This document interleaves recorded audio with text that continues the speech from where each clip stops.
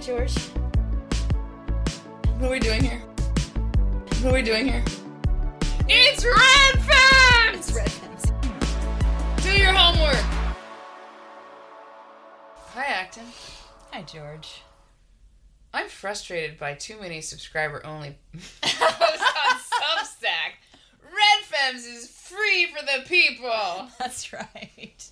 We aren't making a dime. We're just having fun. We're doing it for the love of the word. That's right. Of all the words. That's right. Of our own words. Mm-hmm. What are we doing today? We are talking because we believe gender is real. It really is real. And it really drives me insane when people who are fighting for the reality of sex also think that it helps their cause to discard gender. It just drives me crazy. I think I just hit my limit. Yeah. We need to redeem the word gender. And why do you think we need to redeem it, Acton? Do tell. I think we have to rescue Ivan Illich's conception of gender because it's not really his idea. It's not new, and that's actually kind of the point. Like, what he articulated about gendered worlds is our common heritage. It's something so obvious and ubiquitous and fundamental that it went without saying until it began to be gutted at the hands of industrial capitalism and modern individualism. Illich wrote, "I argue that there is a profound discontinuity between all past forms of existence and Western individualism, and this change constitutes a fundamental rupture. It consists primarily in the loss of gender." Now, and I think I said this to you a few weeks ago when we were texting. We were talking about this. I was comparing the death of God and the death of gender. You know, do you remember that? Like when Nietzsche declares, God is dead, God remains dead, and we have killed him. How shall we comfort ourselves, the murderers of all murderers? What was holiest and mightiest of all that the world has yet owned has bled to death under our knives. Who will wipe this blood off us? What water is there for us to clean ourselves? And his words were a lament, right? Like a statement that our communal disbelief was this tragic moral crime beyond forgiveness, beyond penance, beyond repair, beyond good and evil. And part of Nietzsche's genius is that he was able to say out loud the horror of the modern human condition, that we're God killers, we're self-made orphans in a universe emptied of transcendence, and that's why modernity is embroiled in a meaning crisis. But God isn't the only thing of importance that we've killed. You know, gender is dead, gender remains dead, and we have killed it. Ivan Illich was this prophetic voice that articulated this tragedy that we have perpetrated against ourselves and against our children. Not the death of the plausibility of religion, but the death of the plausibility of the world of women and the world of men and how they coordinate with each other. And I'm convinced that the death of God and the death of gender are intimately related. You know, just as we can't understand ourselves as modern people without grasping the consequences of the demise of Christendom and the secularization of the West, so we can't understand ourselves as moderns without grasping the consequences of the dissolution of vernacular gender in the acid bath of industrial capitalism and individualism. And so, however the word gender is being used today to refer to this internal felt sense of personal identity, that usage has nothing to do with what Illich was talking about. You know, today's gender identity is the epitome of expressive individualism. It can only exist because the ancient gendered worlds that Illich talked about were destroyed. It's like, I was thinking, it's like one of those murder mysteries where someone kills another person and takes their place and adopts their name. You know, it's creepy. It's very wrong. creepy. The word gender is being used to mean something antithetical to its original meaning. And so we've replaced God with a culture of consumerism and the cult of self-actualization. And we've also replaced the ancient communal folk dance of gender with self-obsessed, navel-gazing personal identity and individual expression. And I don't know how, or if it's even possible, to kind of resurrect the experience of those primeval gendered worlds, you know, the world of women and the world of men since forever. But the least that we can do is to notice the trade-offs that were made in modernity and to take the time to grieve what we've lost, to acknowledge the rupture, as Illich calls it, and between everything our ancestors took for granted and our current state of bereavement, right? Like, at the very least, gender demands a eulogy. Though I hope that by the end of this episode, we can actually be optimistic about the future and not just nostalgic for the past. But I think first comes grief, then comes hope. But I think most people have no idea what we've lost. They just imagine this sexist, patriarchal past that we've, you know, largely escaped from, and this ever more equal future of progress to look forward to. They don't know that modernity destroyed gender first for the sake of capitalism, and now it's out to destroy biological sex for the sake of personal freedom. But I don't think that we should just sort of stand by while the concept of gender is turned in on itself like an ingrown toenail. We should not abdicate the word gender to transhumanists in an effort to preserve the meaningfulness and reality of biological sex. We need to rescue Illich's concept of gender to avoid faith in the religion of progress and to avoid historical amnesia. So I don't think we can let the original meaning of gender go down the memory hole. I second all of that wholeheartedly. That's why I love making you go first. You are exactly right. That this modern anxiety around the notion of gender is related to the larger meaning crisis in the West. And you were the one who turned me on. I think we've already put this in the show notes. Let's do it again. Yeah. John Vervaeke's series of... It's 51 hours, basically, of YouTube lectures called Awakening from the Meaning Crisis. And it really only, starts to pick up the heat around, episode 19. You gotta hang in there. It's a slow burn. It's great, though. Increasingly, I really think that the loss of transcendence as a regular feature of social life, and, it doesn't necessarily matter whether you want to understand that given greater than as God or not, the name and the sort of practice around it, I'm not going to say that it's irrelevant or arbitrary, but it's that thing. Whatever manifestation it takes, this given greater than, there's something else beyond our individual experience that we get at when we're in this kind of collective relationship and collective practice. Yes. So this loss of transcendence has made it impossible for us to understand and to accept limits. Yes. And gender really is, we're not going to, beat around the bush about this, it's obviously a structure of limits. All structures are limits, and gender is one of these. I mean, of course, a world of expressive individualism has no other way to interpret a limit as anything other than an anathema, which I might add, since I'm now teaching myself New Testament Greek. In your spare time. Well, because I've decided to spend less time on Twitter and do something more suitable with my time. So... anathema has a really interesting etymology in Greek. So, in the Greek translation of the Old Testament, the Septuagint, it's used to translate the Hebrew word harem, which I'm probably mispronouncing because I haven't gotten to the Hebrew yet, right? It's used to indicate something, persons or objects, set aside for sacrifice and thus banned from profane use and dedicated to destruction, which is an interesting... We can't imagine this world, but in the case of religious wars, this would apply to the enemy and their cities and their possessions. They're named in this manner. And then in the New Testament, it comes to mean the disfavor of God, and in the early church comes to refer to extreme religious sanction for people, which we know as excommunication, or even doctrines, things that were declared heretical. Right, out of bounds. Right, are anathema. It's difficult for most modern people to understand a culture where these kinds of limits and these kinds of divisions make sense. Sacrifice, from the Latin... sacred making, right, means to make sacred, and we don't really have that notion, this idea that you can make a thing, designate a thing as a status, and it totally changes your relationship to it. And that, so when that notion is missing from a culture, it's really no surprise that a word for curse comes to mean in everyday language something you hate or dislike. The context of anything greater than oneself vanishes, and so any limit on the self is therefore perceived as a threat. I think it's really important to contrast the fragility of gender identity with the robustness of gender. Yeah. Gender springs naturally from reality. It was so obvious to our ancestors that nearly half of human languages reflect this idea. Gender identity, on the other hand, demands that reality be distorted and remade in its name. The rule of no debate from TQ activists exists because if you allow people to express themselves, it will be immediately clear that the vast majority of people do not believe in the postmodern creed that reality is just what we say it is. Gender identity is also a consumer product. Maybe the credo is you are who you say you are, but even the most casual adoption of a gender identity tends to be accompanied by the adoption of a style, a change of a wardrobe, a pronoun pin, up through the use of synthetic hormones and surgical alterations, some of which are so extreme that they can only be properly understood as medical abuse. Not to put too fine a point on it, but any woman who has been in close proximity to a penis knows that a surgeon cannot create one. That's so true. I mean, it's an organ, as in it's organic to a process of development. Yeah.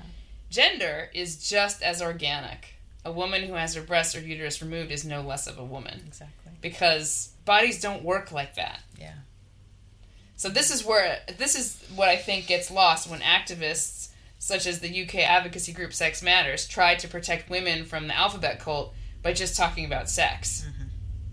While of course we need to preserve the notion of sex in law to talk about women, what we are actually seeking to protect is properly more called gender. Yes. The instantiation of sex in culture. Mm-hmm. We're not asking for people to acknowledge biological reality. I mean, we are, but that's not all we're doing. We're saying, let's make this real in culture. Yes. So, to say, as Helen Joyce has often done, that sex matters in public life in very few circumstances is a form of throwing out the baby with the bathwater. Because ultimately, it is not sufficient to allow women separate prisons, shelters, sports, locker rooms, and bathrooms. Obviously, since all these necessary things are now at risk, we have to fight for them. But the attitude behind the construction of this fight as being about the few places where sex matters belies the abandonment of gender in its true richness. Yes. I mean, don't get me wrong, I think Helen Joyce is amazing. She's right up there with, Kelly J. Keene in my pantheon of women's rights campaigners. Mm-hmm. But she pretty much subscribes to the regime of sex attitude described by Illich. Mm-hmm. She believes that there are humans and they're divided into two types. Mm-hmm. Right? She doesn't really believe in from the beginning, men and women have an unavoidable, asymmetric, productive relationship to one another. Yeah. So if we only fight for sex rights, we risk losing this basic social unit of organization where men and women, often but not always, self-organize with their own kind. Yeah. This is already reality in Australia. Anti-discrimination law, heavy scare quotes, now in Tasmania actually prevent lesbians from gathering without men. The Tasmanian Anti-Discrimination Commissioner, a person named Sarah Bullitt, you can never assume anyone's a woman anymore, right? Yeah. Decided that a lesbian-only event would, quote, discriminate against biological men on the basis of sex and potentially constitute sexual harassment. In the words of Matt Osborne, who writes for The Distance, an excellent Substack to follow on this issue all around the world, he highlights, excluding a penis from a lesbian meetup is sexual harassment. That's crazy, because obviously, and to put this under the guise of anti-discrimination is just, it's upside down world. Yeah. It's clown world. Makes no sense to me. It's crazy. And I think we really should stop using the term, we should stop giving away the term for the people on the other side of this. We should call them sex deniers. Oh. We should call them sex deniers because gender identity just cedes the term to them, yes. Right? I'm increasingly inclined to think that the term gender critical has it all backwards. People who think sex is real and that it matters and that it needs to influence culture are actually pro-gender people. Yes. So why are we trying to disavow what is so powerful, so inevitable, so necessary, just because a tiny minority of folks have tried to co-opt the term as part of an identitarian label? We should reclaim the term gender for ourselves because we know that gender is based on sex. Gender itself affirms the reality of sex. Yes. And simply say that so-called gender identity is merely sex denialism, which it is. That's great. I agree. All right. So, to sum it up here, right? Mm-hmm. Gender is the instantiation of sexual dimorphism in human culture. It's not good or bad, it just is. And your mileage is going to vary depending on what time and place you live in. While it consists of boundaries and rules, it is not the elimination of individual difference or experience or preferences. It is a purposeful, productive separation. It is not the same as patriarchy or oppression or stereotypes. Hear, hear. Yeah, so what we're talking about now is not gender woo, which is a phrase we've used in other episodes. What we're talking about is social gender, or in Illich's words, vernacular gender, which is a nod to the fact that in many languages, nouns are either masculine, feminine, or neuter, and the way that nouns are gendered is a local cultural decision, not a universal. So gender is a name for localized social practices that stem from sexual difference. If sexual difference is a universal biological fact, distinguishing males from females, then gender is how a people, a gens in Latin, communally structures their lives around that ineradicable difference. So gender involves a clear division between what men and women do, say, and see. Gender's opposite is anything unisex, universal, or generic, anything androgynous and interchangeable, which means that globalization and industrialization are corrosive to gender. gender can't be mass-produced, big-boxed, or one-size-fits-all. So I called in to Kelly J. Keen's show, Turf Talk Tuesday, and I actually haven't really been able to listen. I listened to like the first half of it, and I just couldn't go any further. You did great. Oh, okay. I thought you did really good. But it was really interesting because I think maybe I was expecting a more sympathetic, not from her necessarily, because I think she has her lane, and she stays in it she's a very down-to-earth, practical person. Mm-hmm. And I think she knows that it's not going to buy her anything to go on an intellectual adventure regarding this word. Yeah. But I think reality defenders are interested in rejecting gender because, sadly, this important debate is taking place entirely within a world that rejects transcendence. Yeah. So, one of the quotes that I think I put in the reading, in the homework, do your homework, was Bilbo Chris's line, 2 sexes, 0 genders, infinite personalities. And somebody actually, when I read, because on YouTube, you can replay the live chat. Yeah. So I noticed when I was beginning of my call with her, somebody just put that line into the chat. Mm-hmm. And it's very telling now upon reflection, because it really illustrates rather perfectly that while there exists a reality, that of 2 sexes, that gender defenders agree on. So now we're calling the people on our side with language they don't want. So this is great. But we're going to do it anyway. There is no longer any communal construct to contain it. Yes. So it's like they want to... They think you can go straight from biology to personality. It's pure individualism. Yeah. Right? Which means that it is a world evacuated of all functional stable meaning. Gender being a universal, although of course highly localized and thus incredibly variable, expression of stable meaning. Our modern world seems to have forgotten the need to balance individual and group interest. Mm-hmm. Everything, including group interest claims, have been subsumed by identity claims. And I think these kind of claims hinder social function. Yeah. Group interest claims are just groups based on identity now, on identity characteristics. Progressives talk of LGBTQ and BIPOC. They no longer talk of the poor. Yeah. They don't talk of the working class anymore. Yeah. Even when the left talks about, say, the homeless, it refuses to see the root problem as one of social disintegration. Mm-hmm. But it instead believes that if the state were to provide everyone with a place to live, things would be fine. As if it is the material possession of the individual that creates social integration, rather than vice versa. Mm-hmm. Social integration contributing to the material safety of everybody. Mm-hmm. I read a heartbreaking story recently in a local paper where they interviewed a man who was homeless because he lost his house after he could no longer work. He was a mason for many years, and he'd really run his body into the ground because that is very physical work. And now he needs a double knee replacement, and he can't afford it, and he lost his house, and he had less than $40,000 to go on his mortgage, which is there's awful. So many wealthy people in this country who could write a check and never miss that money. Yeah. So it's desperately sad to see someone who has always worked hard end up with not even a roof over his head. Mm-hmm. But this kind of fragility will always exist. Indeed, it will be the norm if we think of each individual as the necessary provider for himself or herself as a wage laborer. Yeah.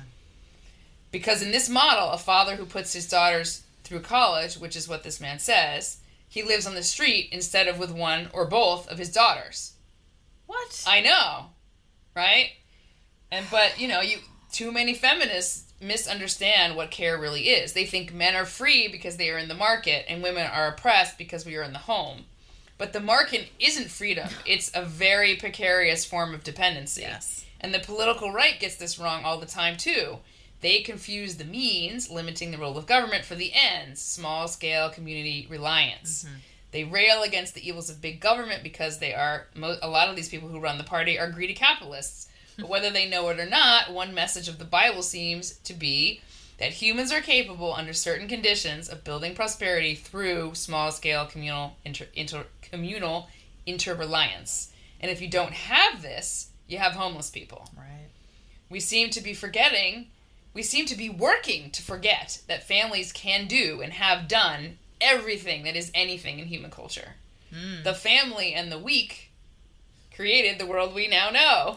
There's a lot to that. It is ultimately, I suspect, a fundamental psychotechnology, to use John Vervaeke's term, for our very species. So if you think that the state can substitute for the family, you're gonna, like, history, read any history book and you'd be wrong. In fact, totalitarian regimes, that's the first thing they do, is they undermine the family. The entire basis of North Korea's culture is that you don't have any loyalty. Oof. Because basically you're indoctrinated to report on your family, and when you are convicted of, when you do something, a wrong thing, they punish your family. Oh. So you can't have any self-reliance. It's terrible. That's how they break you down. So I'm going to read from my new favorite website, which is a rather heretical but nonetheless fascinating discussion of the meaning of the Bible. Okay, so here he's talking about this balance. In the field of engineering, the term backlash or play describes the crucially important space between a machine's components, the space that allows one component to move independently from the next component it's connected to. This spatial tolerance or play is important because all work generates heat. But heat is always generated locally, which means that components expand at different rates within the machine. Without backlash, a machine would begin to seize as soon as it started to work. But with too much play, the machine would rattle apart under too much load. This means that the performance of a machine, and specifically its efficiency, is ultimately linked to the relative freedom of its components, which can't be too much, but also not too little. Humans are like atoms, but a society is like a machine. And the whole quest for the green lantern on Daisy's dock, that's a reference to The Great Gatsby, is about the quest for the perfect backlash between society's elements. The perfect combination of A, dependency and cooperation, and B, independence and freedom of its members. And that is, this whole site is like a giant wormhole. That is from an article called How Circumcision Created the Modern World. Whoa. Show notes. So, in short, gender is an essential structure that governed and determined this kind of cooperation, this balance between dependency and cooperation on the one hand and independence and freedom of its members. Yes. And we are a whole lot worse off in the aggregate without this kind of structure, in my not-so-humble opinion. We are all radically insecure in a world where our security and happiness depend on either the market or the state, with nothing in between. It is community that gives us security, not the fake kind of community that you find on the internet based on identity labels, where these communities don't actually share anything besides a label. And I think it is this stability that people are craving. And sex denialism is one rabbit hole that very vulnerable people go down in a search for community because they see no other models besides these identitarian, mostly online communities. They don't have any other notions. People want to be accepted for themselves, but these mantras of expressive individualism are incapable of building anything between real people. I think this realization is at the heart of my crisis of secular faith. While I don't want the state to tell me how to live, I can no longer endorse a political party that no longer believes that individual virtue and communal obligation are the foundation of prosperity. Yeah. Services are not the answer.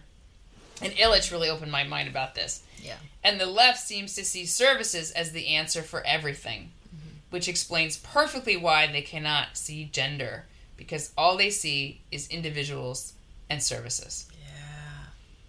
That's a great point. I agree with you completely here that social gender as a connective tissue between people has become invisible in the modern world because we're all framed as individuals first and foremost, which is such a fiction. Both the left and the right compensate for the loss of gender in different ways. Like you said, the left compensates with government services and the right compensates with the market. But however you slice it, that fundamental human need for community, for belonging, for care, for meaning, that is bought and paid for now. Whether that's through tax-funded services or whether it's through paying a therapist to be your friend, paying a daycare worker to watch your baby, paying a nursing home to watch your aging parents, or paying Netflix to give you stories to lose yourself in, right? The name of the game is outsourcing and compensation. It's turning a relationship into a job or a product, rather than, as you said, individual virtue and communal obligation structured through gender. The original social network was not Facebook. Do tell. The original social network was a combination of family, neighborhood, and religious community that was governed by vernacular gender. And gender combined within itself limits and obligations, rules and duties of care, and lots of expectations, whether spoken or unspoken, about how one ought to behave that were sex-specific. In this sense, gender is like a folk dance or like an English country dance. I'm sure a lot of our listeners have seen like Jane Austen movies featuring a ball, right? Where the women are lined up on one side and the men are lined up on the other, and each side knows the steps, the formalities, the courtesies involved in creating this beautiful pattern of gendered conviviality, right? It's male and female set to music, right, is what gender is. And you gave an analogy about society as a machine, about the parts needing to have play between them, right? Just enough space, but not too much space to properly function. And another analogy would be an organic one, that men and women compose different parts of a body, and the social patterns of gender form this connective tissue or the ligaments between the parts so that the body can move and live and function. And what happens if those tissues are severed, right? Like men and women don't suddenly disappear. Our biology is the same as it always was, but our ability to coordinate, to cooperate, to jointly move with purpose is just destroyed. So communion gets replaced with competition, and the dance becomes a rat race. And while I share a lot of fellow feeling with people like Helen Joyce and Kelly J. Keene and Maya Forstetter and others who are heavily focused on defending sex-based rights, I think a lot of that movement is blind to the ball, right? Like to the need for the sexes to cooperate, for our communal need for a script so that men and women know how to behave and know how to treat one another. And even just saying it that way makes me realize that the conversation about the need for vernacular gender is the same conversation we've had before about the need for virtue. Right? Oh, yeah, they're intimately linked. Oh, yeah. And the focus on defining and defending biological sex is all about facts, about science, but scientific facts aren't enough for us to live by, right? Like we live by virtue, we live by poetry, we live in culture, we live in the interpretation of facts. And that's where the juiciness and the connective tissue of gender is. Like if all we do is defend biological sex, then we're going to end up with, in Illich's words, competing neuters belonging to two biological sexes, right? And that sounds almost as bad to me as the new gender woo and identitarianism. So both of them exist within a competitive and individualistic frame. Both are still you do you without fostering social communion. So that's not much better. Yeah, you'll take the men out of the women's prisons, but you still won't have a right to have a women-only event. Right. Because it will just be about, oh, you can't hurt anyone's feelings, you can never exclude anybody.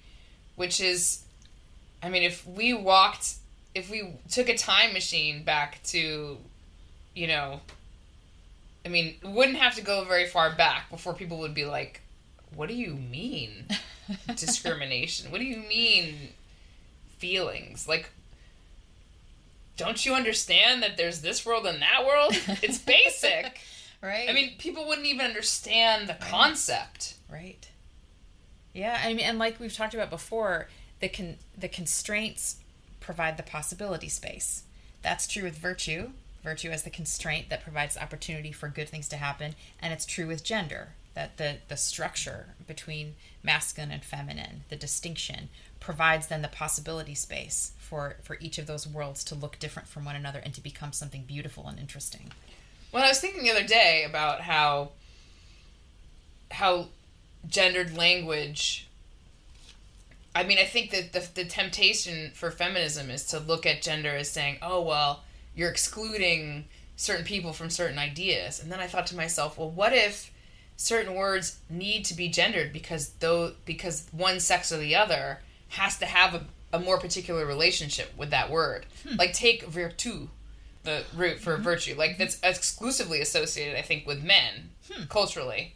In like, I should have reviewed this before saying this on the podcast, but maybe those concepts have to be more firmly associated with men because men have a different kind of need for self-restraint. Mm-hmm.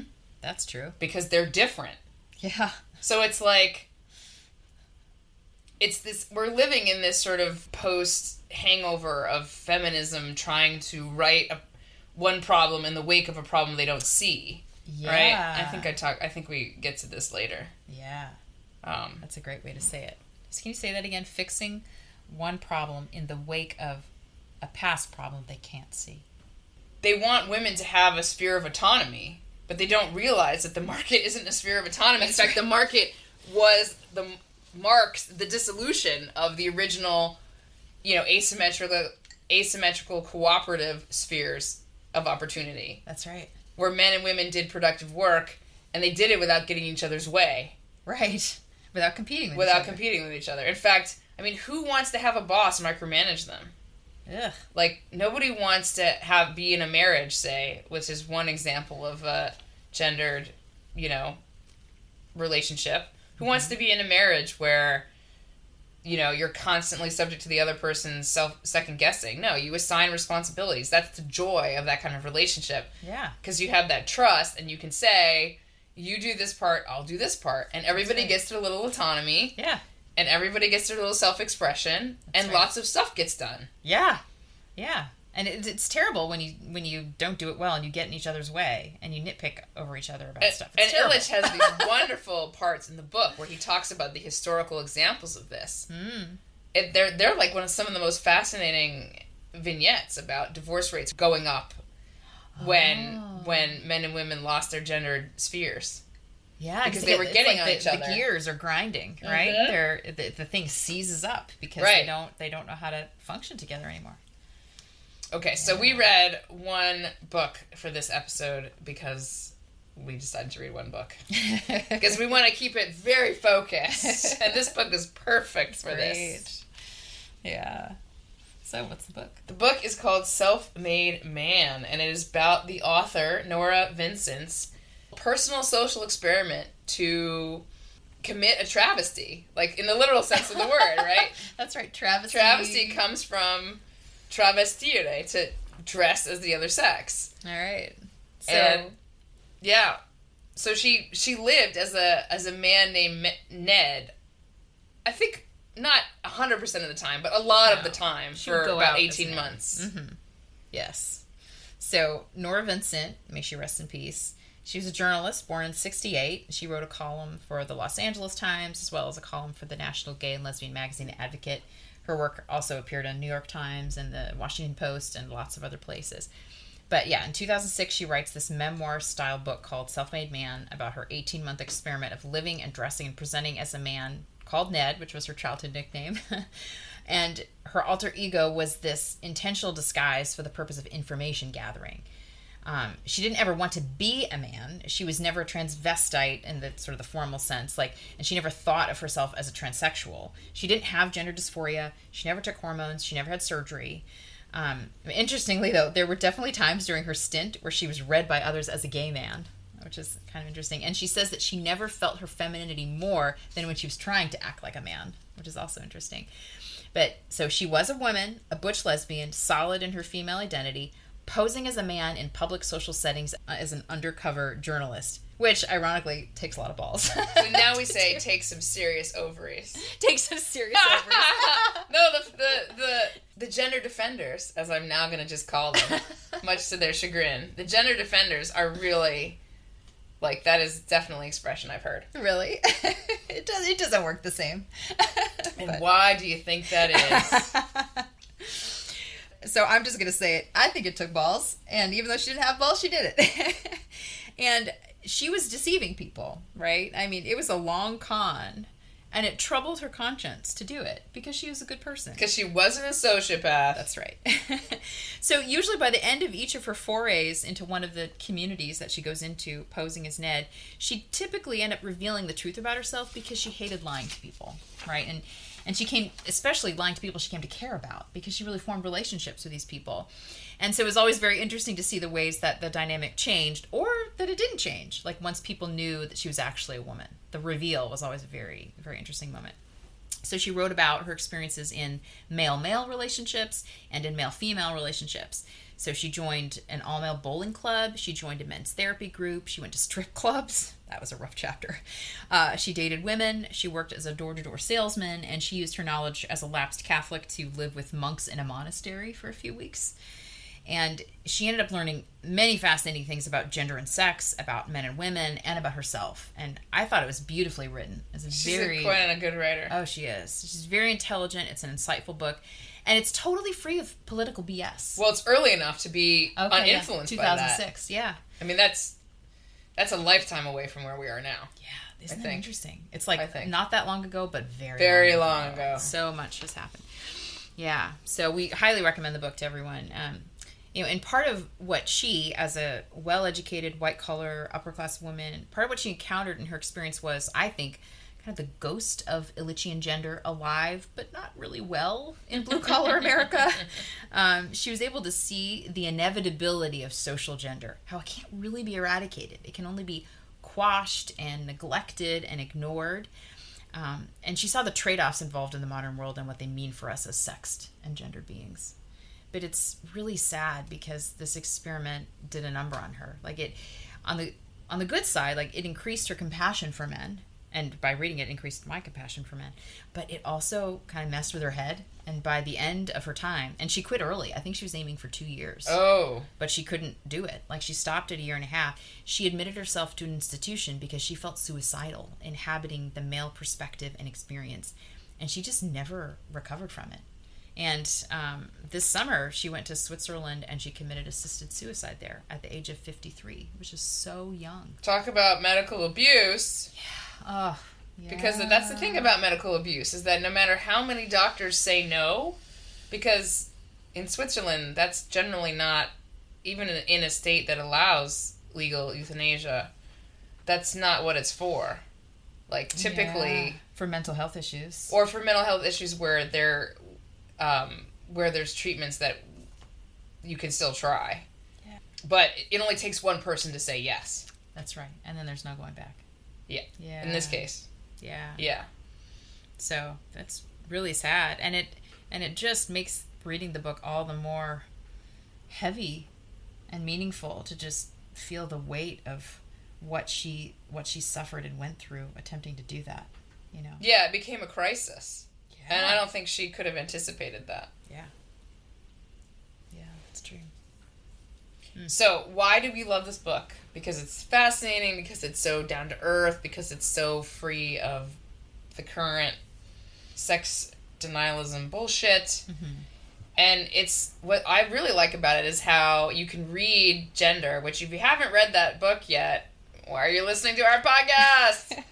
It's a book you can read along with Ilitch's gender, and it kind of is like the sort of, you know, Ilitch is the very academic, intellectual framing of this topic, and Vincent is the, like, rubber meets the road. You can see, because some of the things she said are, like, literally in Ilitch, and you're like, yeah, I know! That's right, but she discovered it through living it. Yes. Through having those experiences, and she's saying the same exact thing that he was kind of, not just theorizing about, he was smart, but yes, he's doing the armchair thing, and she's on the street figuring it out, and it's the same conclusion, which is fascinating. So, Norah Vincent knows gender is a category, not an identity. All right, so here's the first quote from Norah Vincent. I have always been and remain fascinated, puzzled, and even disturbed at times by gender, both as a cultural and a psychological phenomenon whose boundaries are both mysteriously fluid and rigid. Culturally speaking, I have always lived as my truest self somewhere on the boundary between masculine and feminine, and living there has made this project more immediate and meaningful to me. I began my journey with a fairly naive idea about what to expect. I thought that passing was going to be the hardest part, but it wasn't at all. I did that far more easily than I thought I would. The difficulty lay in the consequences of passing, and that I had not even considered. As I lived snippets of a male life, one part of my brain was duly taking notes and making observations, intellectualizing the raw material of Ned's experience, and another part of my brain, the subconscious part, was taking blows to the head, and eventually those injuries caught up with me. I love this quote because it immediately shifts the focus of the book towards the danger of crossing a boundary. Even when that boundary is, when pushed, more porous than one might have believed. Yeah. It's possibly too easy to pass as the other sex, for a certain part of the population anyway. And that's why the social reinforcement around it is so strong, because it is harmful.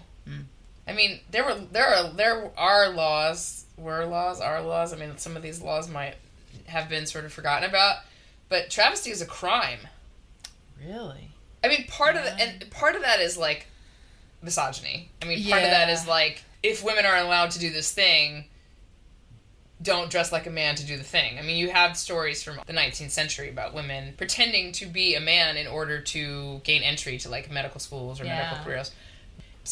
part of it is misogyny, but the other side of it is that it's dangerous because you can induce women to do things in the company of who they assume are women. Yeah. And if you're a male, you're taking advantage. Yeah. So, yeah. I as I said, I don't think Vincent knew she was playing with fire. Mm-hmm. I'm reasonably sure that if she had known in advance what the consequences were going to be for her, they were going to be dire, fatal, we might consider. I think she would have just left well enough alone. Yeah. Because it's interesting, because this boundary, someday we should do another episode about masculinity and femininity. Because I think what her experience shows is that the boundary between men and women, when you consider them as gender, are totally separate from how masculine or feminine any given member of any sex, either sex is. Right. Like, being more masculine does not make you closer to a man. That's the thing that people misunderstand. Yeah. It's just that's what personality is. Yes. But the appraisal of something being more feminine or more masculine when you have removed the sort of restriction that Illich talks about against, doing a thing that crosses the gender boundary, it's not appropriate to use those terms because they don't signify what they really should signify. There's a variation in our personalities that has nothing to do with... The line can be very clear, even if, somebody is very mild-mannered and flamboyant and someone is very macho and brusque. Yeah. Like, that doesn't affect at all what side of the gender boundary they're on. Exactly. And so we have this real misconception, because she says the boundary between masculine and feminine, it's not how you behave. Like, I think she comes to realize, to her own detriment, that it's not about becoming more masculine. It's about stepping into the other category, and that is, not allowed. Right. I mean, part of my brain, the subconscious part, was taking blows to the head. So that really does imply this harm that comes from inhabiting a world that you're not allowed to be in. Yeah. So it's not about saying you can't be butch. It's not about saying you can't be gay. Right. It's not about any of those things. Exactly. Exactly. And it was really heartening, actually, to hear her talk about knowing she's female, even though she's a butch lesbian. Yes, it's not talked about enough. That's right. Not talked about enough. That's right. Yeah. Yeah, I think this is fascinating thing, the idea that on the surface one might be able to pass as the other sex for a time, but that the consequences of living on the other side of the gender divide could hurt you. It kind of conveys this like fish out of water idea, the sense that men and women really are different creatures almost, and that a long-term crossing over is not really possible. You can't live over there, right? Like it will wear on and you. Not because you can't masquerade as the other sex, but because you don't fit there, you don't belong there. Right. Yeah, it's literally a fish out of water. It's not your environment. You can't thrive there. So for a woman to inhabit a man's world, playing the man's part, that subjected her to months of subconscious blows to the head, right? And like you said, it's as a butch lesbian. So it's not like, well, she wasn't masculine enough. It's like, for a woman, she was kind of as masculine as they come, right? So it's not like she was some girly girl. She wasn't stereotypical Barbie She was not. She was not even weird Barbie. No, not at all. Like, she was a tomboy who wore male Halloween costumes as a child and who kept up with her brothers, right? Like, which just goes to show that butch lesbians and tomboys and masculine women are women. They are not men. Right. And your relationship to gender is not a stereotype. God, it's so awful. All the comments are like, oh, gender is just about roles and stereotypes. It's like, no, it's not. It's about something way bigger than that. Yeah. But like, capitalism just gets in front of people's faces and is like, I can't see anything. Right.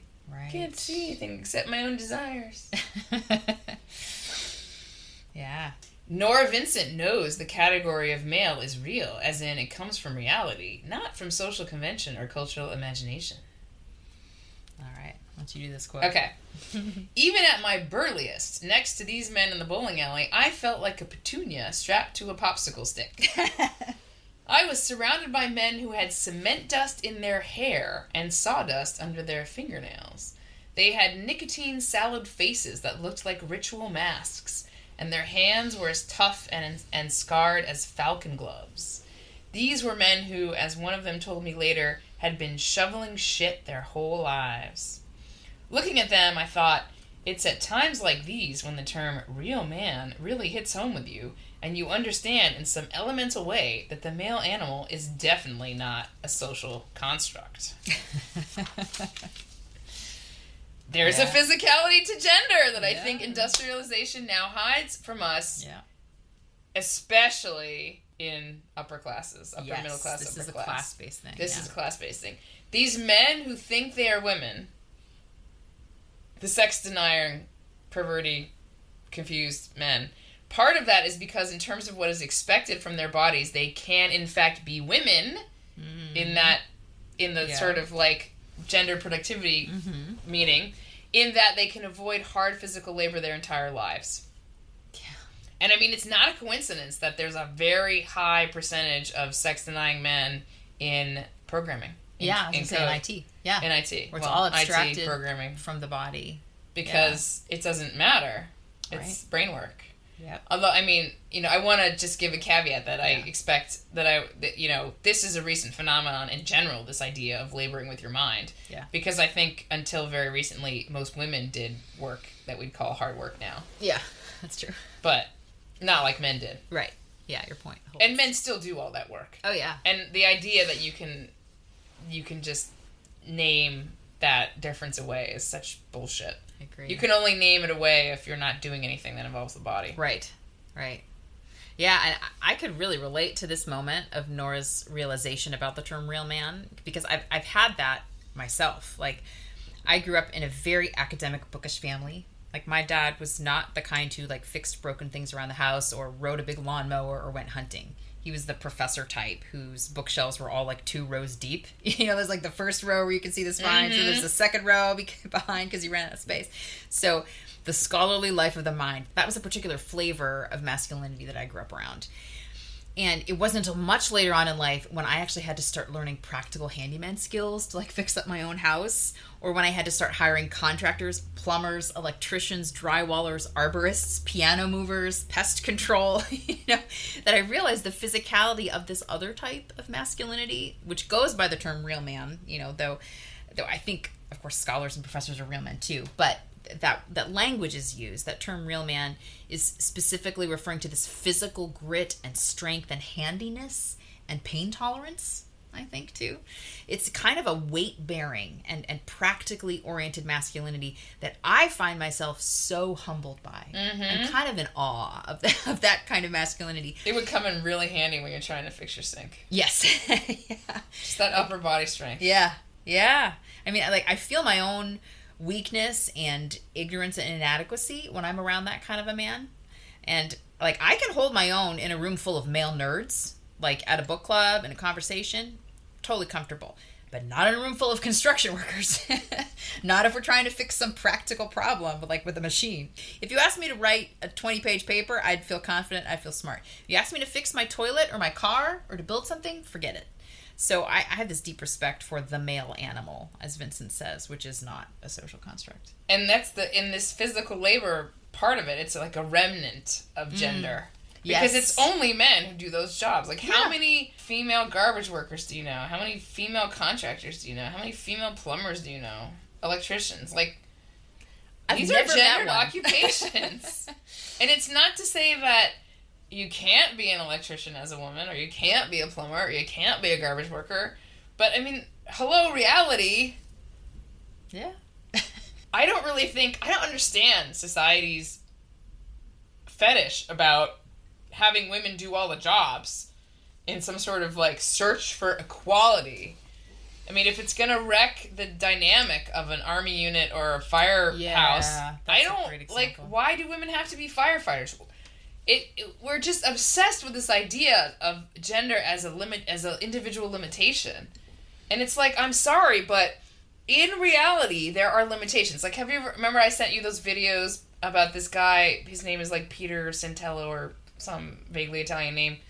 The guy who goes and visits all these communities in America, and I think partly around Amish. That guy or no? Yeah, it's that guy. Okay, but he does videos in all sorts of like what he calls like hidden America, like cool. these niche communities that people often don't know about, or they know the wrong things about. Oh.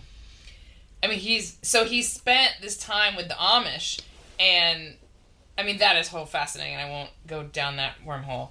But it occurred to me at some point, watching all these videos, that a woman could not do that. Because of the relationships that he's forming with generally the men who are his entryway into these communities. Yeah. He can't do that as a woman. Yeah. It wouldn't work. I mean, that's real life. Like, you can't just sit in your ivory tower and, like, be like, oh, it's so sad, we need to remake the world so a woman can do the same things as a man. It's like, really? It's trade-offs, right? Yeah. You know? But, you know, there was this, I was going to write a podcast, I was going to write a Substack about this a long time ago, and I never did. Do you remember the woman journalist who got on that guy's submarine and he murdered her? No. Oh, you don't remember this? No. Okay, well, of course I have no names. Show notes! But there was this journalist who'd gone all around the world doing all these things, and there was this guy who was kind of this eccentric guy who built this submarine, this homemade submarine, and he invited her to come on it, and he was a sociopath, and he was just waiting for this crime of opportunity, and he murders her on the submarine, and it's this whole thing where he tries to lie about it, and it's like, and, you know, she was murdered because he was a sexual sociopath and she was a woman. Like, he was not going to take a man on the submarine and murder him. No. Because that's not what he's interested in. Yeah. And it's like, this is like, I feel terrible about that, and obviously, you know, he's a horrible person and he committed a crime. But this idea that we should aspire to a world where that's not going to happen is bullshit. Because a sexual sociopath is going to find a victim based on the victim class he's looking at.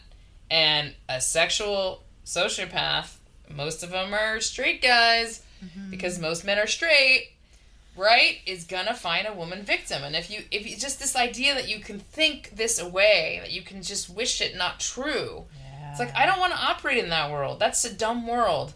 And like, she has this idea that I'm putting thoughts into the victim's head, but clearly she existed in this world where she thought that she could take a risk to be alone with a man on a submarine. And it's true, probably 999, maybe almost like 9,999 times out of 10,000, she would have been fine. Because there are not that many sexual sociopaths, murderous sexual sociopaths out there. But it's like what my husband used to tell me about COVID. Each time you go out or do something, you take a risk. And how risk multiplies, it's like you just multiply the fractions. Yes. And if you multiply enough fractions, no matter how small each individual risk is, eventually you get to 1. You will get COVID. Right. So it's not about the risk of each time. It's about if you just do it enough, eventually it's happening. Right. We need to live in a world where we acknowledge that we can't fix this. There's no progress to this, to beyond this. And I can't stand it when people think that it's like we can get there if we just re-educate or legislate, or it just drives me insane. Yeah. Because it's not reality. The reality is that if you were born male or born female, you're going to have a different experience. Yes. Yeah. And so the structure of gender accepts that and then finds creative, localized ways to work with that. Right. And some crazy surgeon trying to make a penis for a woman is like the ultimate pinnacle the ultimate expression of how harmful and stupid and futile and exploitative to deny that reality is. Yes. Yeah. It's gross. And it's frightening. It's frightening. Anyway, that's my emotional rant. So, Norah Vincent understands how modernity has complicated gender relations. The women I dated wanted a man to be confident. They wanted, in many ways, to defer to him. I could feel that on many dates, the unspoken desire to be held up and led, whether in conversation or even in physical space, and at times it made me feel quite small in my costume, like a young man must feel when he's just coming of age and he's suddenly expected to carry the world under his arm like a football. They wanted someone, they said, who could pin them to the bed, or, as one woman put it, someone who could drive the bus. Yet, as much as these women wanted a take-control man, at the same time, they wanted a man who was vulnerable to them, a man who would show his colors and open his doors, someone expressive, intuitive, attuned. This I was in spades, and I always got points for it. But feeling the pressure to be that other world-bestriding colossus at the same time made me feel very sympathetic toward heterosexual men. Not only because living up to Caesar is an immensely heavy burden to bear, but because trying to be a sensitive New Age guy at the same time is pretty well impossible. If women are trapped by the whore Madonna complex, men are equally trapped by this warrior minstrel complex. What's more, while a man is expected to be modern, that is, to support feminism in all its particulars, to see and treat women as equals in every respect, he is, on the other hand, often still expected to be traditional at the same time, to treat a lady like a lady, to lead the way, and pick up the check. I love the way she writes. I know. What Vincent is describing here is part of the main function of gender. Expectations you can count on. Yes. A lot of the work that gender does is to require men and women to act and even feel a certain way toward one another. And this is why this discussion really is a discussion about virtue. Yes. Because we raise our children, in theory, to believe that this is a must. That's right. You must behave. Yeah, you must do this. Have you good manners. have an obligation because you are this and because this other person is that. That's right. You must. Exactly. There had to be boundaries, and I think we have a misunderstanding of how those boundaries have interacted and are still interacting with notions of personal identity, especially in terms of what feminism has understood as women's liberation. Feminism was necessary, but it was only necessary because of what had been lost when the rule of gender was replaced by the regime of sex. It wasn't gender that had oppressed women, but rather its dissolution. We became obsessed with equality because we no longer remembered how productive and functional gender division was. And yet there is this remnant of these expectations, and it's not surprising that this remnant exists in the area of sexual attraction and mating, because so much of that is just subconscious. We're just driven by it. We're driven by our hormones. Right. Yeah. I mean, this is one of those moments in the book where Vincent really helped me to feel sympathy for men and for the paradoxical and impossible expectations placed on them by women. Be the warrior, be the real man, be the leader, be the colossus holding up the world, be the beast in bed, and at the same time, be the romantic minstrel, be the feminist ally, be my cheerleader, be my emotionally vulnerable, intuitive, expressive best friend. And you know where that comes from? That comes from the fact that women are now, they've lost their community of women to provide that for them. Yes, that's exactly right. That's exactly right. And that leads right into this memory I wanted to share from a number of years ago while my husband and I were cooking dinner together, and I was sharing something with him that bothered me. I don't remember what it was now. But I do remember I had very precise expectations of how I wanted him to respond in support of me. But I had not admitted that to myself. Anyway, he responded in a perfectly legitimate way that was on the practical side. He responded like a man. He responded with a solution, and you wanted commiseration. But I got mad at him for it, and he pushed back and said, and I will never forget this, "You just want me to act like one of your girlfriends. You want me to be a girl right now, and I'm not." How insightful. I know, right? And I realized in that moment that he was right. I was expecting that from him, and that wasn't fair. And that was the beginning of this long aha moment for me about the importance of maintaining close female friendships. Bingo! Right? And not only because they're wonderful for me and for my friends, but also because they are really good for my marriage. And because if my girls can be my girls for me when I need them, then my husband gets to be my husband, right? And he can be the man that he is and not feel like I need him to be all things to me. Exactly. It's a sorted of mating, romantic marriage. Yes. Yeah. And so over time, both my husband and I have grown in discernment about when it is that we need support from one another as complementary sex spouses and when it is that we need support from like our own gendered world. Mm-hmm. You know, sometimes he needs his guys and not me. Sometimes I need my girls and not him. And recognizing that gender difference helps us to treat each other better. Norah Vincent realizes that the gender boundary is powerful in part because of sexual attraction across it. Ooh la la. But the truth was that for all the anger I felt flowing in my direction, anger directed at the abstraction called men, I was most surprised to find nestled inside the confines of female heterosexuality a deep love and genuine attraction for real men. Not for women and men's bodies, as the prejudicial me had thought. Not even just for the metrosexual, though he has his audience, but for brawny, hairy, smelly, stalwart, manly men, bold men, men with bellies, men who can fix things, and yes, men who like sports and pound away in the bedroom. Men whom women loved for being men, with all the qualities that testosterone and the patriarchy had given them, and whom I have come to appreciate for those very same qualities. However infuriating at times I still find them. I love that. See, she gets it. Yeah. She understands that women like men viscerally. Yeah. And it's fascinating to hear that from someone who is attracted to women and not men. Yeah. In this respect, she's the ideal insider-outsider because she isn't a man, but she's also not a heterosexual woman. Yeah. As a lesbian, she can speak simultaneously to the gender experience of women, but also observe from a certain distance how the majority of women see men. Yes. Yeah, she is perfectly situated to do this experiment. Yeah. And I love that quote. It reminded me of this TED Talk by the couples therapist Esther Perel called The Secret to Desire in a Long-Term Relationship. Have you seen it? I think I might have read the book. Oh, really? Okay. What's her book called? Mating in Captivity? Yes. Yes. Okay. Yeah, but that TED Talk has like 7 million views or something. Oh, Super I'm not popular. surprised. We'll link to it. But she says at one point, most of us, we get turned on at night by the very same things that we demonstrate against during the day. The erotic mind is not very politically correct. And this reminds me of our episode about how the personal should never be politicized and how damaging it is when politics enters the bedroom, right? Or people try to use their sex life to express their politics, or they hamper their sex life in light of their politics. Either way, it's wrong, I think.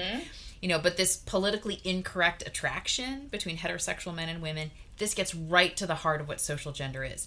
We love each other and we can't stand each other, right? Like, it's equally true. It's that old cliche. Can't live with him, can't live without him. To be in love and to be infuriated is the way of things. Like, this is why we need the gender dance, socially speaking. We need a constructive and stable way to direct this energy. Like, all the things that make us say, I could laugh or cry, about the other sex. Like, we need patterns of engagement to help us live cooperatively together. And it's funny, though, because this entire industry of critiquing these phenomena is so new because political correctness is new. Yeah. Like, no one thought these things were even worthy of remark 20 years ago. I mean, there was no... True. I mean, it's a trade-off. It's like, there was so much more kind of taken for granted sexism in the 80s, but there was also never a question about the normalness of heterosexuality either. Right. Yeah. And I feel like we might have gone a little too far toward, stigmatizing the normal. Yes. Or maybe just over appreciating the non-normal. And I don't mean normal in a moral sense. I mean normal in the mathematical sense. Yes. Yeah. I mean, why are we ashamed that most people... I mean, you you hear these surveys about 40% of students at Brown University identify as LGBTQ or whatever. First of all, that's meaningless, but the meaning of that statistic is not about... It doesn't say anything about those people, about those students, but what it says is that there is a pressure to identify... we know that, 10% at the most of people are homosexual. Yeah. So, and it's probably lower. So if you know that, and we assume because a lot of these things are... I mean, I think homosexuality is mostly genetic. Or, not genetic, but mostly congenital. Right. And come out that way. Yep. And so if we know... we have no reason to assume this has changed. So if you take that differential in identity versus actual, same-sex interest... Yeah. Well, then you can only assume that difference is because of social pressure. Right. Yeah. So that's not so great. I mean, right. So now we're pressuring, instead of stigmatizing people for being homosexual, we're now stigmatizing people for not being homosexual. Right. That's odd. It's a culture of being ashamed about traditional gender. Oh. It's like an embarrassment to be the norm.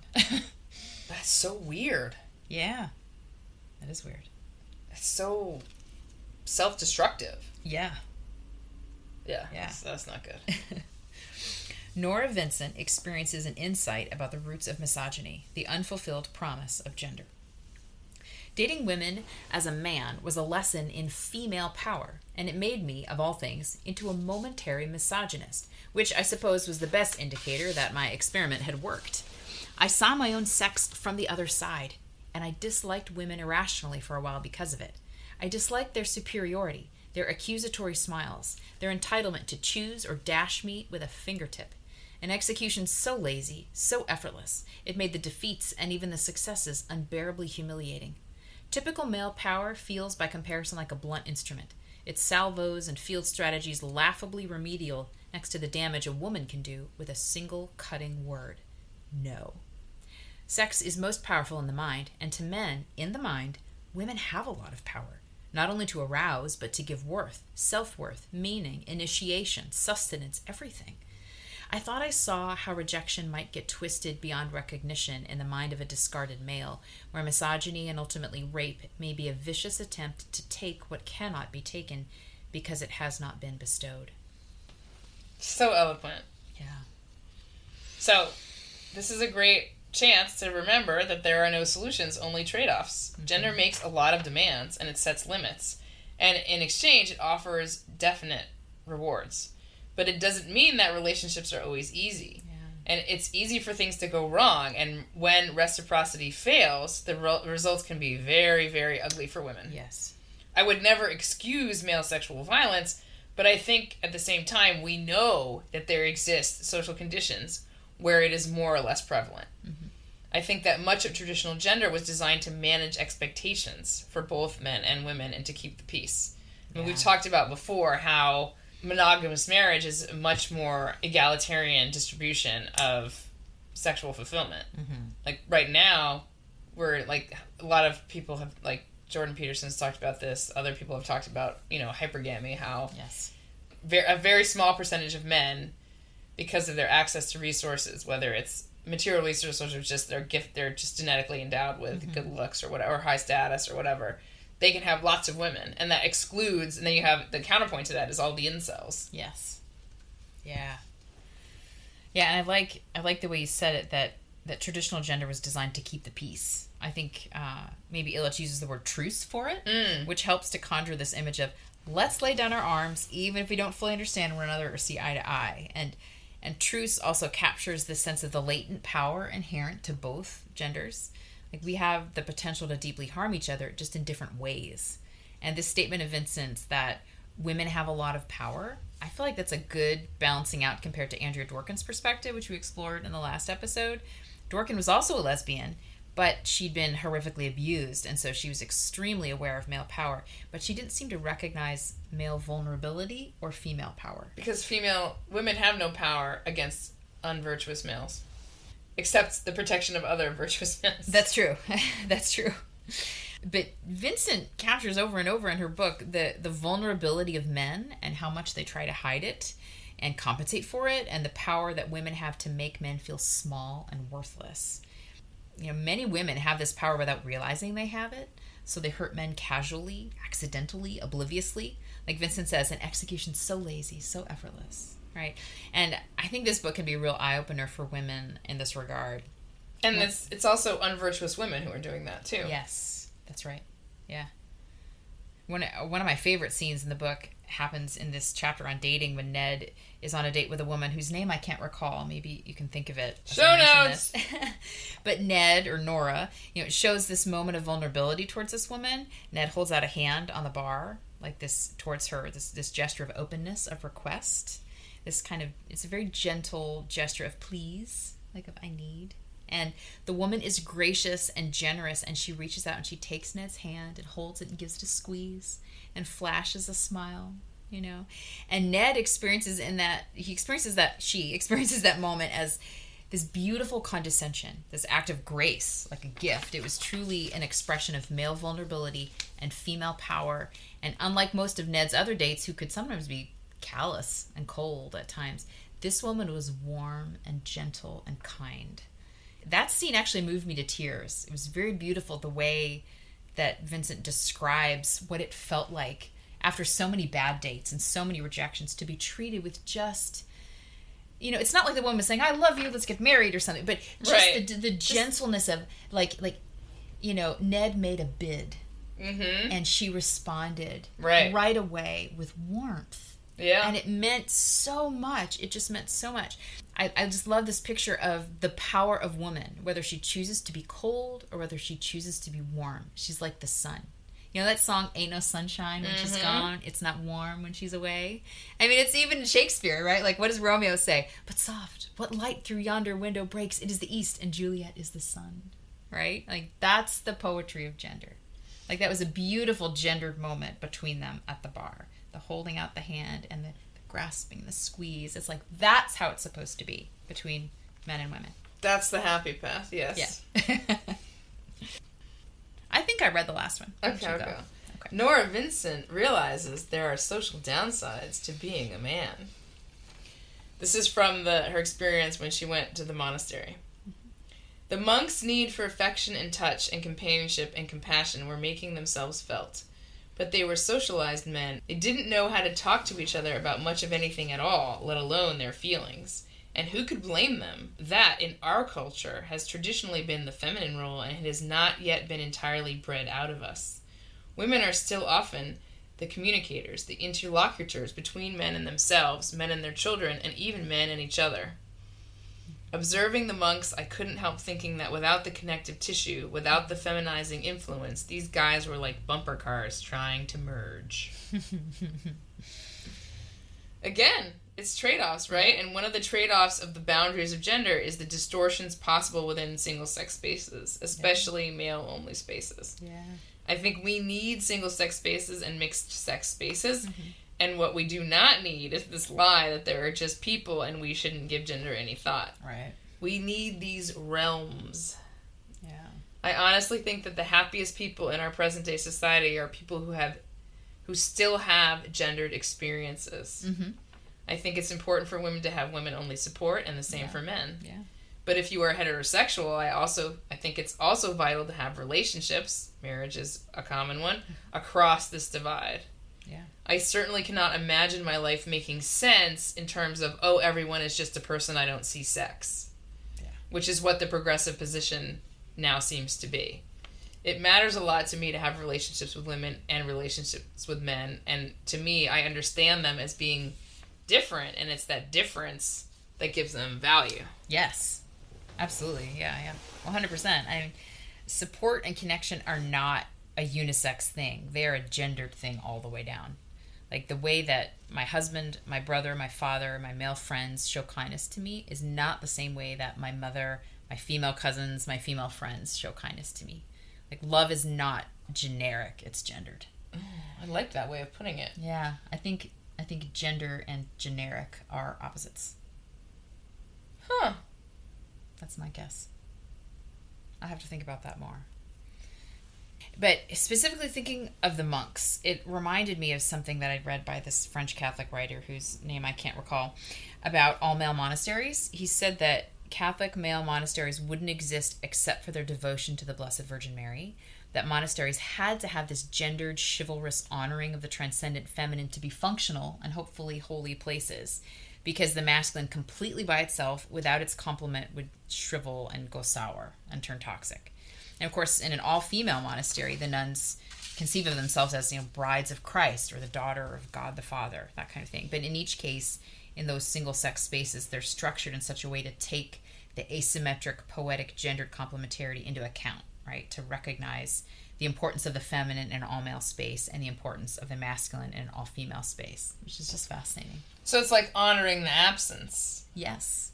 I think history has taught us that if you're going to live in a restricted environment, I think it was obvious at the time that you would live in a restricted gender environment. Yes. Like, women would live among other women, and men would live among other men. Right. And I think that's still true, even if for most people, not having access to both spheres would feel like a cutting off, a kind of sort of unnatural withdrawal from that. Yeah. Yeah, and interestingly, like some monasteries, male and female monasteries, would be built right near each other. Right, so there would be contact, but yes, there would be. Again, it would preserve the boundary. Yes. Yeah.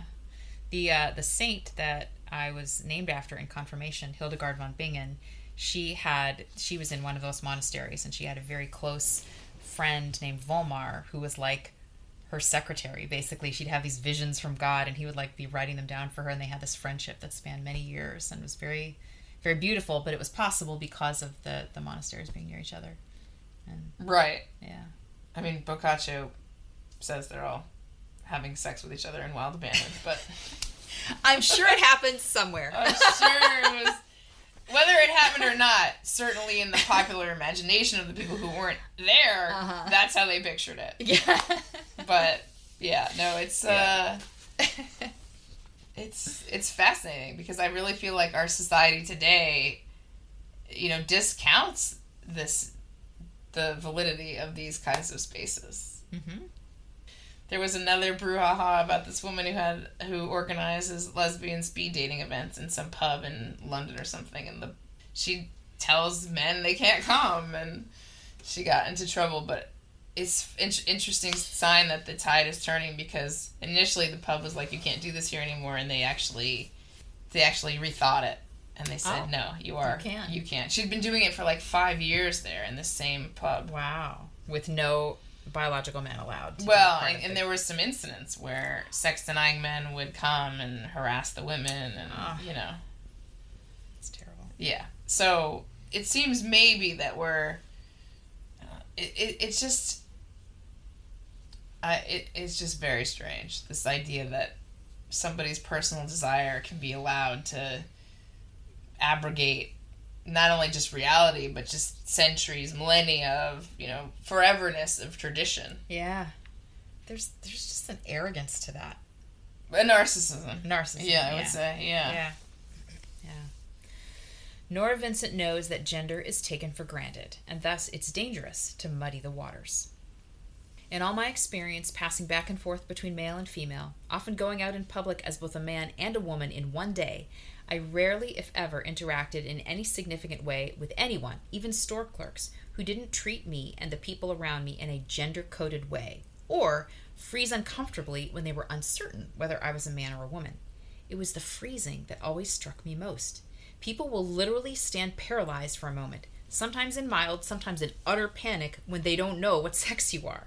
You saw the confusion registering, or with polite people being surprised, and then you began to see the adjustment being made either for a male or a female, or for an extremely uncomfortable and robotic neutral ground between the two. If they don't know what sex you are, they literally don't know how to treat you. They don't know which code to opt for, which language to speak, which specific words and gestures to use, how close they can come to you physically, whether or not they should smile, and how. In this, we are no different than dogs, with the notable exception, of course, that no dog has ever been mistaken about anyone's sex. So prevalent was this gender-coded behavior that I came to ask myself whether it isn't almost as impossible for any of us to treat each other gender-neutrally as it is to conceptualize language without grammar. Linguist Noam Chomsky is famous for positing that all languages share certain grammatical principles in common, and that children are born with a knowledge of those grammatical principles intact. This inborn knowledge, he argued, explains the success and speed with which children learn language. In Chomsky's terms, then, the human brain is hardwired to think grammatically, or more generally, to slot information and stimuli into certain categories of thought. That is how it functions, and how we, in turn, are able to think.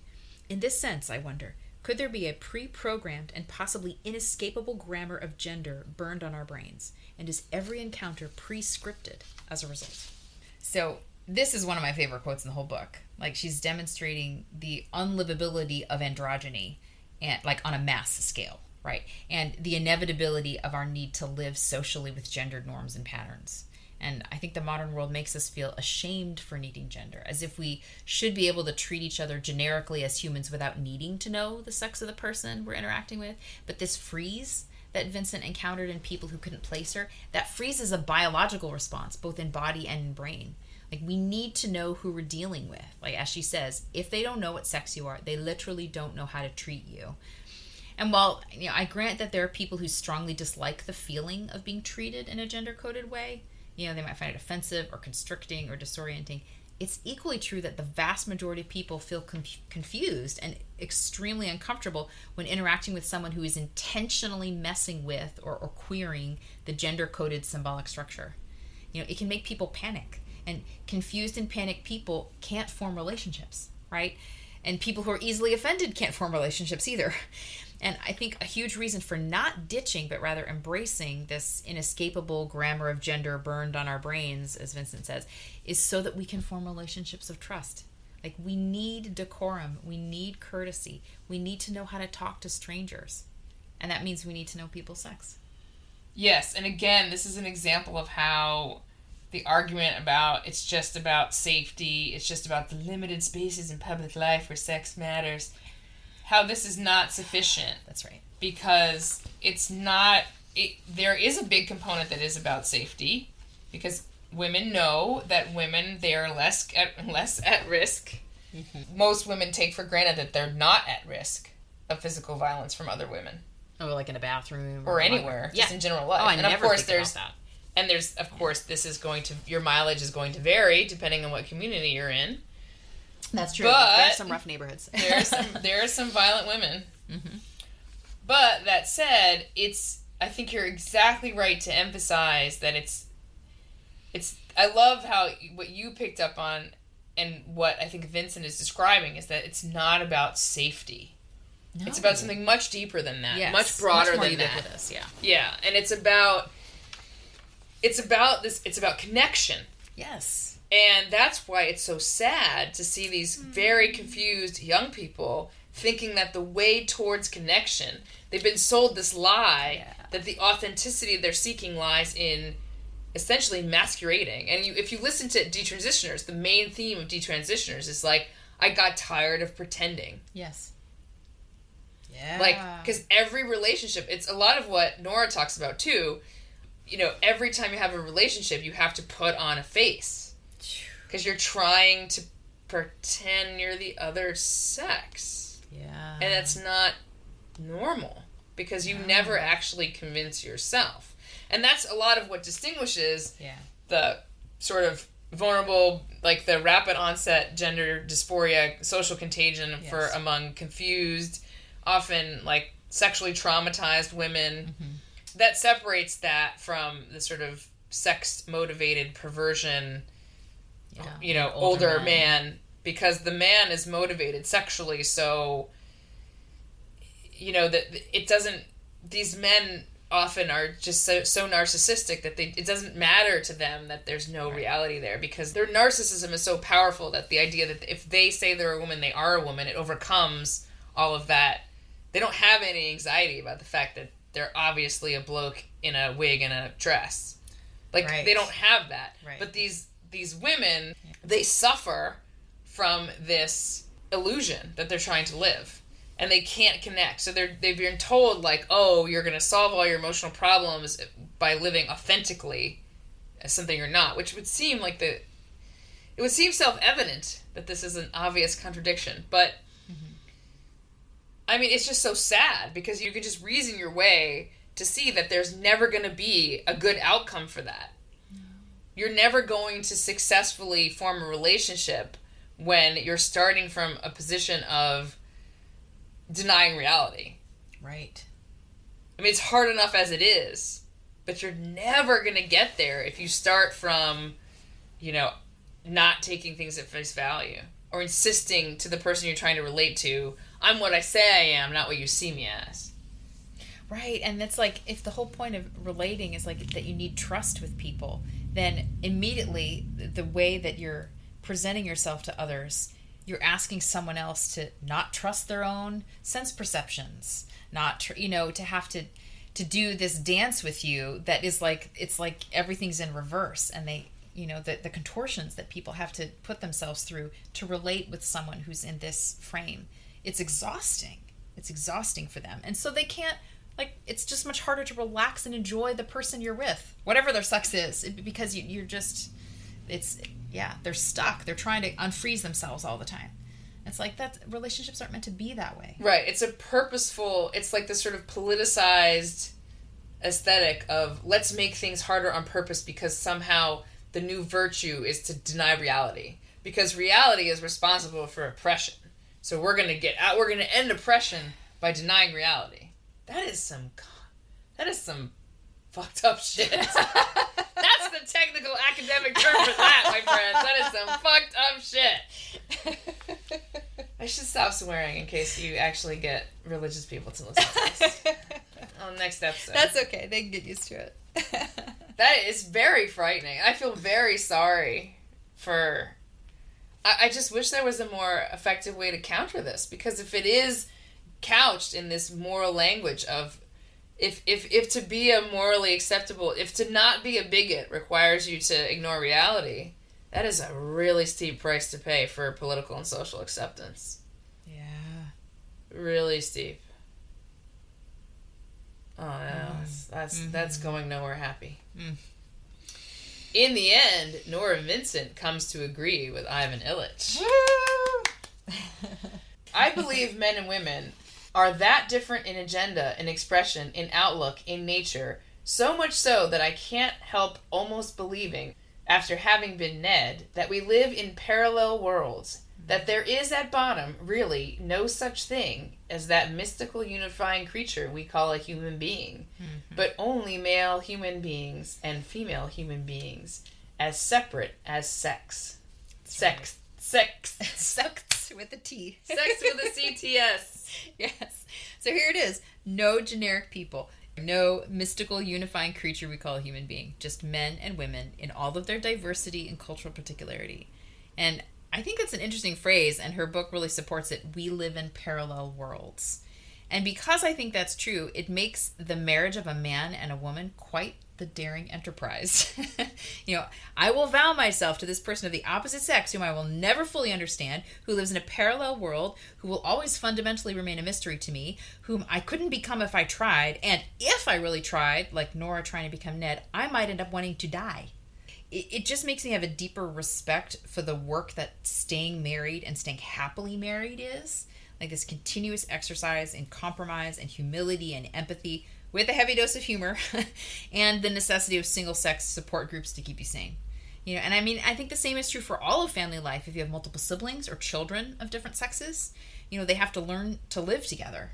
I have a teenage son and a teenage daughter, and it is very interesting to watch the two of them figure out themselves not just as individuals, but as male and female in close proximity as peers in the same space. I mean, and there's so much of marital life that is just logistics. Yeah. And so I'm like, I recognize even some of the dynamics of my husband and I just as male and female peers in the same house that, my kids as siblings have to work through, and that I grew up with brothers, that I had to work through with my brothers. And so I think that gender still thrives in many families, even if in public life and in the workplace our culture is trying to shame the gender dance out of us. But if you live in a house every day with people of the opposite sex, then you get it. You know what I mean.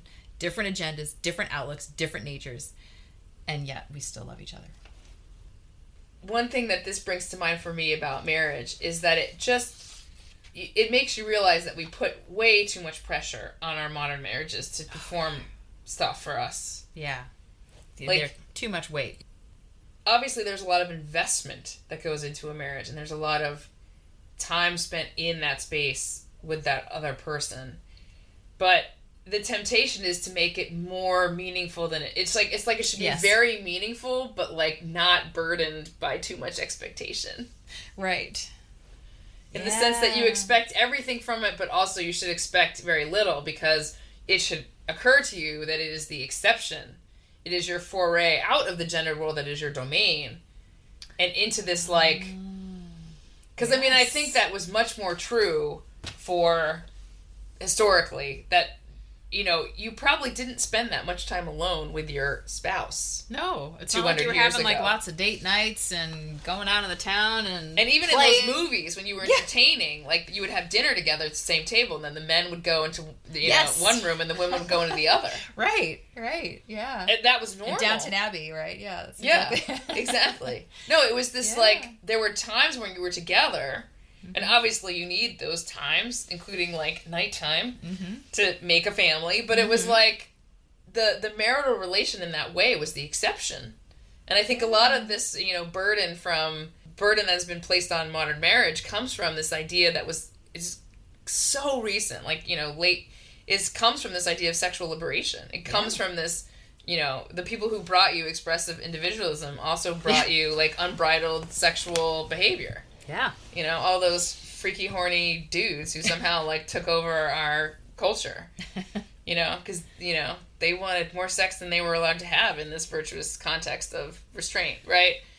This discussion is sort of whirling around in some portions of the internet, but, like, is there a right to sex? Like, this idea of, like, sexual fulfillment as a notion is so stupidly modern. It's like no one ever had that thought. No. Ever. No. Before a certain period. That's right. Even if they were the most libertine, disgusting person, it still was not couched that way. No. That was just someone being immoral and not virtuous. It was never like, I have a right to have sex. Right. Like, that's another one of those narcissistic, like... But it governs a lot of this idea, because it's like, if you're in a marriage and you're not having hot sex, we've placed into marriage all these ideas that have to do with something that is not what marriage is really for. That's right. Which is why it's and it destroys the institution. Yeah. Right, because if your goal is self-fulfillment and then you suddenly ask yourself, am I fulfilled? Well, then the answer is, I have to divorce this person because I'm not fulfilled. And it's like, wrong way around here. And I'm definitely seeing more and more, like, headlines or, like, New York Times stories of women writing about, I divorced my spouse because I was so bored of him, or I felt like I had to grow and move on. Well, that's Eat, Pray, Love. Is it really? We talked about this before. I'm going to make you read at least the first 20 pages of that book. But I think that's so bogus. And I sent you that other thing about this divorcee and her wild sex memoir about, it's gross. Yeah, that's just not virtuous. I think that's shameful. I think that should be stigmatized. To just leave for greener pastures, to self-actualize. I have no respect for that. And I think it's, not only do I think it's not virtuous, I think it's incredibly misleading. I mean, I would never want to live in a state where the government was like, you can't do that. But at the same time, we have a choice about what we consider appropriate feelings to air in, in general context of news. It is not news for someone to get divorced and then go have a lot of sex. That's not news. That's not news. It's very disheartening to me, because I feel like it's for sure that among young people, among adolescents, this idea of being born in the wrong body it's for sure that's a social contagion. I mean, I think it's self-evident. But, lots of other things are social. Like, if one thing is a social contagion, so is any other thing. Do you think there's a sense in which, like, divorce or, like, marital fragility is socially contagious? Like, if you know a lot of people who are all getting divorced, then it becomes more of a possibility for you. I mean, I was listening to Katie Herzog, who was on Gender A Wider Lens the other day, and she was like, she's married to a woman who really didn't think that she was a lesbian until she moved to Seattle, and then it was like the option was presented to her. Like, she would just assume she was going to marry a guy and it would be fine. Yeah. And so Katie Herzog's like, well, in a way, you could argue that lesbianism for some women is a social contagion, because she never thought it was possible until she was exposed to it. Yeah. Because there's a certain flexibility. Certainly with women. Yes. Yeah. Right? Mm-hmm. So in the same way that divorce can be a social contagion, Katie Herzog was saying, detransition. Let's look at that. Also social, like, in the sense that you see people do it. It's like, we are social creatures in the sense it doesn't mean that there's not a personal feeling behind it, but it's like you only can do what you... Very few people can come up with something from the inner spring of their mind. Yeah. And then go do it. Like, this is part of why the Catholic Church is a hierarchy of saints. Okay, virtue is a social contagion. Yeah. Right? Like, if you see the possibility of love and self-sacrifice and communion and, like, all these good things, like, if you immerse yourself in hagiography and, like, the stories of good people, or you surround yourself with good friends, right? It's like, that can rub off on you. And that's legitimate. Yeah, right? And then you can gain the possibility of more virtue than you had before, because you're being influenced, because we're always influencing each other. Exactly. Yeah. It's the thing you were saying before about peeing in the pool. It's like, one person peeing in the pool probably has no effect. Yeah. But the more people pee in the pool, at a certain point, the pool is polluted. Yeah. And it can't be a pool. You can't be in it anymore. Right. And our culture is like that.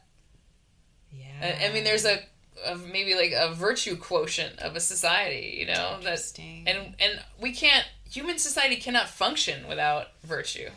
Yeah. And you get anarchy and poverty and violence and desperation if you can't rely on people walking by your house not to steal things outside your house. Or, I mean, right. We're fortunate enough to take these things largely for granted, but if you think closely about it, our entire society would collapse instantaneously if there were no trust and no assumptions that you could trust someone else to act virtuously. Yeah. In that sense, it is like the stock market. Like, thinking makes it so. Like, we're all sort of agreeing. We're all going to be okay, right? Like, I mean, and I think of this all the time when I watch kids in my neighborhood walking home from school. Like, two little, 8-year-olds walking together, or a kid alone, or just like 2 or 3 little girls.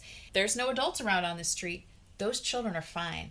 I live in a good place. Like, I don't know why it's affecting me right now, but it makes me tear up to be like, the parents letting their children walk home from school is an act of trust. Absolutely. In society. Absolutely. That says, I trust my neighbors to be virtuous. Yeah. And I even feel that, like I pass by those children and I feel the trust of the parents just like whoosh at me. Yeah. Like, wow, okay.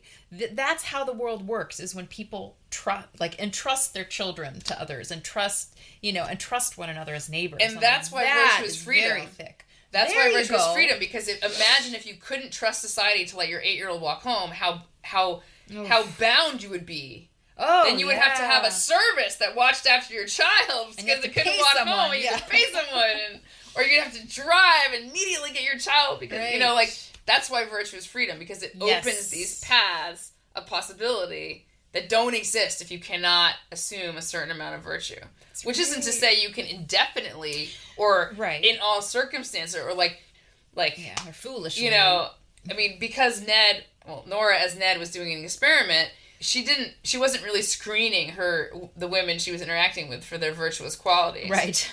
Because she wasn't ever gonna, it wasn't gonna go anywhere, right? Because, I mean, the circumstances would not really allow it to. But so many of the problems, like, there's this guy who, was in this brief relationship with this woman and got her pregnant and she has the baby, and then, she files a cease and desist order and, is treating their child as non-binary, and it's this disaster. And it's like, you know what? This is your fault, mister. This is a case of ejaculate responsibly. Oh, God. Because he didn't make sure that she was virtuous that she'd be a good before mother. He had sex with her. Whose fault is this? I mean, and the thing is, like, you have these situations where if you just look at them as the status they are now, like, it's a battle for parental rights and the court is all involved because the court is, obviously not going to deny this man partial custody of his son. But it's like, we're only here because somebody made a shitty choice, because someone was apparently not aware that before certain actions take place, like unprotected sex, you need to, like, make sure that, you've checked in to the Virtue Hotel to, like, see if there's a room there where you can actually put that action to have a good consequence. I mean, I'm sorry for this man, but this is a completely self-inflicted harm. Yeah. And guess who's paying the price for this mostly? The child. Yeah. Right? Oh. So it's like, I'm sorry. Don't have sex with women whose virtue you are not certain of. Like, don't do that. Oh, it's very disconcerting, because it seems like we have these tools that people just, like, ignore, as if to start from a position of, like, it's really important that I know whether this person is virtuous, because it's going to affect everything that goes forward from this.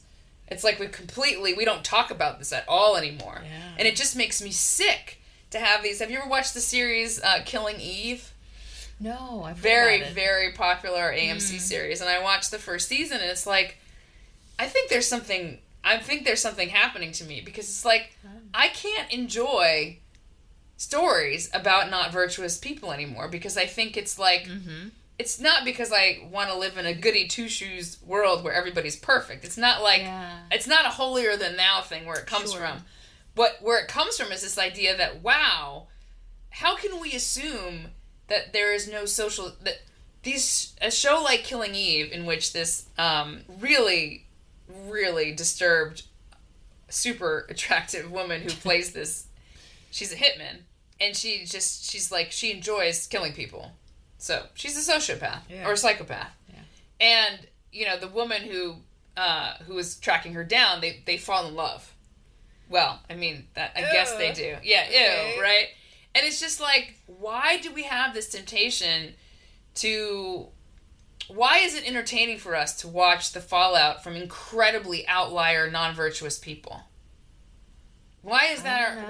What's the entertainment value in there? I've felt the same thing. Like, I started watching House of Cards and then had to stop because there was no good people. I started watching Which one? Succession. The old one? The old one is so worth watching. Well, the one with like Robin Wright and the new one. Yeah, I had to stop. Agree. Right? Stop. And same thing with Succession. I got like 2 episodes in because everyone was talking about it. And I was like, these people are all pricks. They're awful. I can't. Right. I was like, I have, if I'm going to watch a story, I have to be rooting for somebody. Yeah, I have to care. Yes. And for me to care, there has to be virtue somewhere. Yes. Even if it's like the possible trajectory and it's just a tiny little spark. Like, give me the spark so I can root for someone to get better. Right. But no, there are some of these shows that just, it's all crap. It glamorizes the people who have no virtue. And that is dangerous. It's like the inversion of sainthood. It's like glorying in devilhood. In devilhood. The demonic. I don't know. It's weird. It's very weird. It is inverted. And to feel that as like a, you know, not a religious person in the traditional sense. Right. Like it's not a Puritan thing that I'm trying to describe. Right. It's not just from your community or your upbringing. Like, it's something else going on with you. Well, I think that there's been a definite increase in this kind of content. Mm-hmm. I think this is a thing now. I couldn't watch Breaking Bad. Yeah. Same reason. Yep. And I don't understand how this is entertaining. I just I find it disturbing. Like, physically disturbing. Yeah. Well, I think your conscience is working as it should, right? I think conscience is supposed to do that. It's supposed to be like the moral disgust reaction. Ugh. You know, you should feel that about certain things. I mean, if we admit that really, really intimate things in your life can be influenced by what you see on a screen, mm-hmm. Like if we're admitting that rapid onset gender dysphoria is the social contagion, if we believe that to be true, then we should never assume that we are any less vulnerable to what we watch than those poor girls are. Yeah. Yeah. I mean, we are older and we are smarter because we're older. We're wiser. Yeah. But at the same time, it's like, mm-hmm. We're filling I mean, this is why I want to learn Greek instead of being on Twitter. There you go. Because there's something at least less harmful. Yeah. I mean, possibly incredibly edifying. I mean, I'm a weirdo. I like languages. Yeah. Well, I mean, it's like beauty in, beauty out, garbage in, garbage out. The fact that the killer in Killing Eve, Villanelle, is so beautiful and so, you know, well dressed.